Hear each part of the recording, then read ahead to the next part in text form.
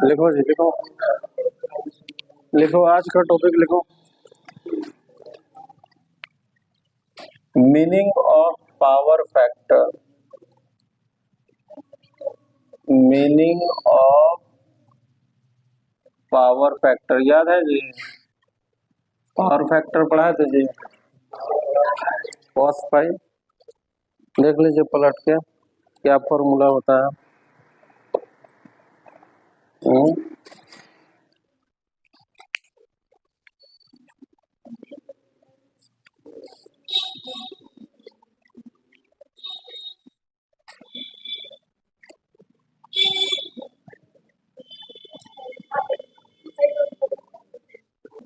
ठीक है जी, फॉर्मूला देख लीजिए जी। आप देखिए जी, आपको हमने अपरेंट पावर पढ़ाया था, बताइए क्या फॉर्मूला होता है। पहले ये बताइए अपरेंट पावर होता कहाँ है? जब लोड में सिर्फ क्या हो, रेजिस्टेंस। और रियल पावर कहाँ होता है? जब लोड में रेजिस्टेंस, इंडक्टर और कैपेसिटर तीनों हो या कोई दोनों हो। तो अपरेंट पावर का क्या फॉर्मूला पढ़ाया था जी? E R M S into I R M S. और पी रियल क्या पढ़ाया था जी? E R M S into I R M S into cos pi. यानी रियल पावर को आप ऐसे भी लिख सकते हैं, घुमा फिरा के। ठीक, तो अब हमको अपना ध्यान यहाँ केंद्रित करना है। ये बताइए कि हमको जो डे टू डे लाइफ है उसमें रियल पावर मिलता है कि अपरेंट पावर मिलता है? अपरेंट मिलता है जी। अपरेंट का तो मतलब होता है धोखा, तो हम लोग को रियल ना मिलता है जी। तो रियल पावर मिलता है, तो रियल पावर अब दो चीजों पे निर्भर करेगी, एक तो पावर फैक्टर पे और दूसरा अपरेंट पावर पे। अपरेंट पावर मतलब रेजिस्टेंस वाला पावर। तो मान लीजिए आपके घर में पावर फैक्टर जो है, मान लीजिए 1 है।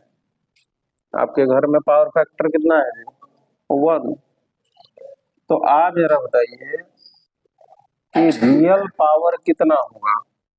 समझिए इसको, यहाँ समझना है, समझने वाला चीज है यहाँ। देखिए, मान लीजिए कि अपरेंट पावर कितना है जी? 1000। अपरेंट पावर 1000 है, मतलब किसको दिया गया 1000 है? सिर्फ रेजिस्टेंस, यानी खाली रेजिस्टेंस मान के आप चल रहे हैं और उस रेजिस्टेंस को कितना दे रहे हैं आप? 1000। लेकिन वास्तव में खाली रेजिस्टेंस वाला लोड है हमारे घर में? नहीं है। तो जो आप 1000 दे रहे हैं, क्या वो हम लोगों को 1000 मिलेगा? 1000 कब मिलता? जब हमारे घर में सिर्फ रेजिस्टेंस रहता।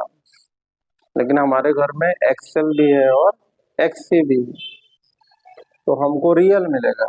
और रियल रेजिस्टेंस वाले पावर पे तो निर्भर करता ही है, साथ में पावर फैक्टर पे। तो आप जरा बताइए, अपरेंट पावर 1000 है, तो रियल पावर कितना होगा यदि पावर फैक्टर 1 है? तो अपरेंट की जगह कितना रखेंगे? 1000। कॉस पाई की जगह कितना रखेंगे? 1। तो कितना आ जाएगा? 1000। अब मान लीजिए हमारे घर में पावर फैक्टर कितना है? 0.8। और हमने अपने घर में कितना पावर लिया? 1000। लेकिन मिलेगा कितना? तो फिर 1000 अपरेंट की जगह रखा, कॉस पाई की जगह क्या रखा, तो मिला कितना? और पावर का यूनिट तो आप जानते हैं जी, वाट होता है। मान लीजिए आपके घर में पावर फैक्टर कितना है? 0.5। और आपको दिया गया कितना? 1000 वाट, लेकिन मिलेगा कितना? 500 वाट। तो देखिए, इतना कब मिलता? जब सिर्फ लोड के रूप में क्या रहता? रजिस्टर। ठीक, तो 1000 आपको हर बार दिया गया है, लेकिन 1000 हर बार मिला है? नहीं मिला है। सिर्फ एक बार 1000 मिला है। कब? जब पावर फैक्टर कितना हो? 1। अब पावर फैक्टर 1 कब होगा आपको पढ़ाया जा चुका है। ठीक। अब जरा देखिए, पावर फैक्टर ज्यादा रहना ठीक लग रहा है आपको? देख के बताइए कहानी को, कि कम होना ठीक लग रहा है? इस कहानी से क्या शिक्षा मिला? पावर फैक्टर ज्यादा है तब जितना दिया गया है उतना ही मिला है, कि कम है तब जितना दिया गया है उतना मिला है? ज्यादा रहना ठीक है। यानी 1 अगर हो जाए पावर फैक्टर घर का तो सबसे अच्छा है। जितना हमको दिया जाएगा उतना ही मिलेगा। यानी वेस्टेड पावर कितना है भाई? वेस्टेड पावर कितना है भाई? 0 वाट। लेकिन अगर पावर फैक्टर 0.8 है तो वेस्ट कितना हुआ बताइए? 200 वाट। यानी 200 वाट आपका बर्बाद हो गया। कौन बर्बाद कर दिया जी? एक्सेल और एक्सी, यानी जेड बर्बाद कर दिया। और यदि 0.5 है तो वेस्ट कितना हुआ जी? तो आप समझ रहे हैं कि पावर फैक्टर जितना कम होगा पावर वेस्ट उतना ज्यादा होगा। तो हमने क्या सीखा जी? Higher the power factor lower the wasted power. यानी पावर फैक्टर जितना ज्यादा होगा, देखिए नाम ही क्लियर है, पावर फैक्टर, शक्ति का गुणांक। पावर फैक्टर क्या बताता है? कि कितना पावर यूज हुआ और कितना पावर वेस्ट हुआ। तो हमारे इंडिया की अगर बात करें तो आइडियल पावर फैक्टर कितना है जी? 0.8। यानी 0.8 से अगर कम कीजिएगा तो फिर वेस्ट क्या होना शुरू हो जाएगा? ज्यादा। तो आप देखिएगा बड़े बड़े फैक्ट्री में पावर फैक्टर अगर कम रखता है फैक्ट्री तो उस पर फाइन मारा जाता है। बिजली विभाग फाइन लगाएगा कि आपके कारण हमारा बिजली क्या हो रहा है? वेस्ट हो रहा है। तो वो लोग क्या करेगा? बड़ा बड़ा फैक्ट्री एक्सेल और एक्सी के मान पे ध्यान देगा और उसको एडजस्ट करेगा। कैपेसिटर अगर कम है तो उसको बढ़ाएगा, इंडक्टर अगर ज्यादा है तो घटाएगा। कुछ ऐसा करेगा कि पावर फैक्टर 0.8 से नीचे ना हो, भले ज्यादा हो। ठीक। तो इसीलिए ज्यादा अच्छा क्या है जी? पावर फैक्टर का ज्यादा होना। लेकिन 1 तो कभी हो नहीं सकता है। 1 कब होगा जी? जब सब चीज हटा दोगे, खाली क्या रहेगा घर में? रेजिस्टेंस, जो कि संभव है नहीं। तो इसीलिए 0.8 रखा गया है आइडियल वैल्यू। चलिए छापिए तो यहाँ तक। अगला टॉपिक क्या है जी आपका? Choke coil. तो इसके बारे में 2-3 लाइन लिखिए पहले, फिर समझते हैं आखिर चोक कॉइल है क्या।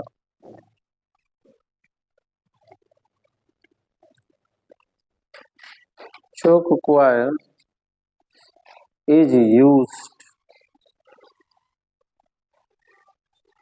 is used to limit the current. Is used to limit the current to any sensitive circuit. In any sensitive circuit, it is nothing but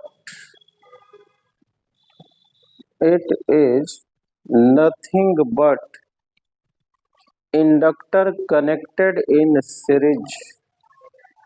It is nothing but inductor connected in series with some resistance. with some resistance. अब यहाँ देखिए जी, इसका नाम नहीं सुने हो जी? चोक।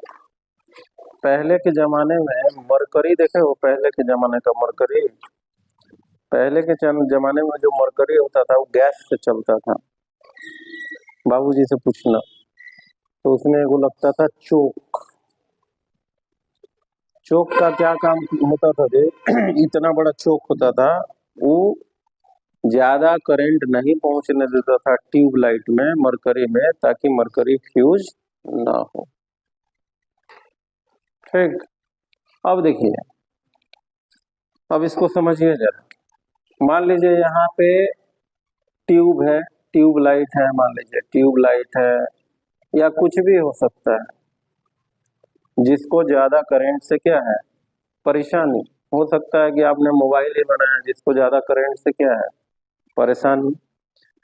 अब आप इसमें क्या चाहते हैं कि इस ट्यूब लाइट में या मोबाइल में या कोई भी चीज में कम करंट भले चल जाए, ज्यादा करंट इसमें ना जाए। तो आपको शुरू से पता है कि अगर करंट को रोकना है तो सबसे अच्छा उपाय क्या है, रेजिस्टेंस। तो मान लीजिए सामान्य व्यक्ति होगा तो वो चाहेगा कि भाई ट्यूबलाइट में करंट ना जाए, तो वो आराम से क्या खरीद के लाएगा, रेजिस्टेंस, और ट्यूबलाइट के कहाँ जोड़ देगा, सीरीज में।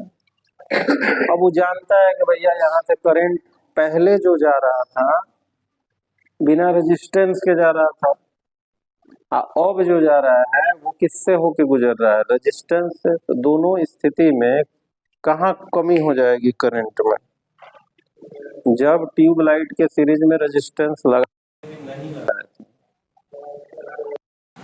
थे कमी हो जाएगी। तो हो गया कि नहीं काम, भाई करंट को हमने कम कर दिया कि नहीं जी, कर दिया भैया। लेकिन एक चीज आप भूल गए, करंट तो कम कर ही दिया आपने, लेकिन रेजिस्टेंस में पावर कितना होता है पावर। तो आपने करंट तो कम कर दिया, लेकिन इसके एवज में पावर देना पड़ा कि नहीं देना पड़ा, और ये पावर यूज हुआ कि बर्बाद हुआ, नहीं यूज हुआ है, यानी इसका बिल ना भरना पड़ेगा आपको। यानी करंट को कम करने के लिए आपको बिल देना पड़ा, पैसा देना पड़ा बिजली विभाग को। ये बात आ रही है जी समझ में भाई। रियल पावर की बात करो तो रियल पावर भी किस पे निर्भर कर रहा है, अपरेंट पावर पे। तो जब आप इसके सामने रजिस्टर को जोड़े तो अपरेंट पावर जीरो है, नहीं है, तो रियल पावर भी जीरो होगा, नहीं होगा। तो फिर तो आप इस पावर का पैसा देना पड़ेगा आपको। अच्छा, कोई ऐसा अगर जुगाड़ हम लेके आए कि करंट भी कम हो जाए और हमको पैसा भी ना देना पड़े, तो वो जुगाड़ अच्छा है कि करंट कम कर दें पैसा देके, वो जुगाड़ अच्छा है। करंट कम करना है पैसा देके, वो अच्छा है कि करंट कम कर दीजिए बिना पैसा दिए, वो अच्छा है, बिना पैसा दिए वो अच्छा है। तो आप जरा बताइए, ऐसा कोई पदार्थ है जी दुनिया में जिसमें आर जीरो हो, जल्दी बोलो। ऐसा दुनिया में कोई पदार्थ नहीं है जिसमें आर जीरो हो। तो आर तो रहेगा, भले कम रहेगा लेकिन रहेगा। मान लीजिए चांदी में सबसे कम है, तांबा में उससे थोड़ा ज्यादा है लेकिन बाकी से कम है। तो हम तांबा का तार लाएंगे, उसमें रेजिस्टेंस तो रहेगा, जीरो तो नहीं रहेगा, लेकिन उस तांबा के तार में क्वाइल बना देंगे हम ऐसे, यानी उसमें क्या आ गया, एल। अब जरा बताइए, इंडक्टर में एवरेज पावर कितना होता है, आपको पढ़ा चुके हैं, जीरो। और इंडक्टर किसका विरोध करता है, किसी भी बदलाव का विरोध करता है, पढ़ा है ना जी। इंडक्टर में कोई भी बदलाव होगा तो उसका क्या करेगा, विरोध करेगा। आपको अपना ट्यूबलाइट किससे बचाना है, एक्सेस करंट से। तो जब आरएल सर्किट से करंट जा रहा है, ठीक है, कांस्टेंट जा रहा है, ठीक है, लेकिन अचानक अगर करंट बढ़ा तो इंडक्टर इसका क्या कर देगा, विरोध। अब पावर भी कितना घटेगा, 0। तो पैसा भी आपको कितना देना पड़ा, 0। आ गया जी बात समझ में। अच्छा, करंट का फॉर्मूला क्या होता है जी, वोल्टेज बाई विरोध, है ना, होता है जी। तो आप जरा बताइए जेड यहाँ कितना होगा, पढ़ा चुका है ना जी आपको, है ना जी। तो आर तो बहुत कम है जी, जो है यही ना है जी। तो पहले सिर्फ आर लगाए थे आप, अब आर के साथ क्या लगा दिया है, एस। तो जेड बढ़ गया कि घट गया, बढ़ गया ना जी। तो बढ़ गया तो करंट भी क्या होगा, घट गया। पता कि समझ में। चलिए उतारिए, इसी को दुनिया किस नाम से पुकारती है जी, देखिए ये जो आर के साथ एल लगा दीजिए, इसी को हम लोग बोलते हैं चोक क्वाइल। बात खत्म। 2 नंबर का टॉपिक था, बिहार बोर्ड कई बार पूछ चुका है जी 2 नंबर में, ठीक। अब मान लीजिए, देखो इसी को 5 नंबर में पूछ दे, तब क्या करोगे जी, तो लैंग्वेज बढ़ा दीजिए। ये जो चीजें हैं चित्र में देख रहे हैं, उस अब इस चित्र को देख के 5 लाइन यहाँ लिख दो, इस चीज को देख के 5 लाइन यहाँ छाप दो, करता है।